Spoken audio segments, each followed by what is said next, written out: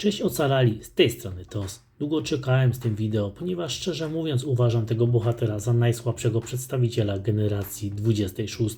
Jednak nadszedł już najwyższy czas, aby przedstawić Wam ostatniego bohatera tej generacji, Fina. Jest to bohater łowców należący do stylu niebieskiego.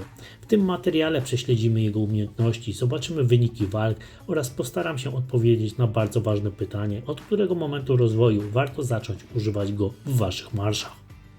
W Waszych marszach Finn powinien zastąpić Daisy, czyli bohaterkę łowców generacji 23, która w moim przypadku jest już w pełni rozwinięta. Natomiast sam Finn jest u mnie rozwinięty jedynie do 2 kroków na przedostatniej kolumnie fioletowego mózgu. Mimo to postanowiłem sprawdzić, czy już na tym etapie jest w stanie konkurować z wymaksowaną Daisy. Przejdźmy zatem do jego umiejętności. W pierwszej umiejętności Finn co 4 tury zadaje 198% obrażeń pierwszemu rządowi przeciwnika i jednocześnie nakłada na niego 4 ładunki krwawienia. Każdy z nich zadaje dodatkowo 16% obrażeń przez 4 tury, co oznacza, że przeciwnik przez dłuższy czas otrzymuje dodatkowe obrażenia. Druga umiejętność działa również w cyklu 4-turowym. Finn rozstawia pułapki z trucizną, które zostają nałożone na jego oddziały. Gdy przeciwnik wykona atak podstawowy, zostaje oznaczony i otrzymuje 4 ładunki trucizny. Każdy z tych ładunków zmniejsza zadawane przez przeciwnika obrażenia o 6%, a dodatkowo zadaje 16% obrażeń na 4 tury. Jest to więc jednocześnie efekt ofensywny i defensywny. Z kolei w trzeciej umiejętności Finn atakuje wszystkie oddziały przeciwnika, które są zatrute trucizną z pułapek. Zadaje im 75% obrażeń, a każdy ładunek trucizny zwiększa te obrażenia o kolejne 3%. W praktyce oznacza to, że im więcej efektów trucizny znajduje się na przeciwniku, tym mocniejszy staje się ten atak.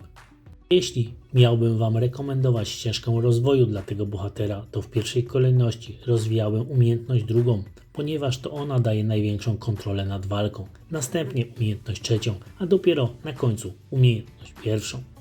Sprawdźmy teraz, jak Finn radzi sobie w realnej walce względem Daisy. W pierwszym teście przy użyciu Daisy zabiłem przeciwnikowi 229 709 żołnierzy. Na ekranie możecie zobaczyć dokładnie wyniki jej umiejętności. Największą uwagę warto zwrócić na umiejętność pierwszą oraz trzecią, które dają najlepsze rezultaty. Następnie przeprowadziłem identyczną walkę przy użyciu tych samych parametrów wejściowych, zmieniając jedynie bohatera z Daisy na Finna. W tym przypadku udało się zabić 248 966 żołnierzy przeciwnika. Jeśli spojrzymy na statystykę umiejętności, to zdecydowanie wyróżnia się tutaj umiejętność druga, czyli mechanika trucizny i pułapek, która bardzo mocno wpływa na przebieg całej walki. Jak więc sami widzicie, Finn zaczyna być skuteczniejszy od Daisy już wtedy, gdy rozwiniemy go do pierwszych kroków przedostatniej kolumny fioletowego mózgu. I właśnie na tym etapie rozwoju uważam, że warto wprowadzić go do marszów stylu niebieskiego. Mam nadzieję, że ten materiał przybliżył Wam postać tego bohatera i pokazał Wam, w którym momencie jego rozwoju warto zacząć używać go w Waszych marszach. A w tym wideo to już wszystko. Dziękuję za uwagę i do usłyszenia w kolejnym materiale.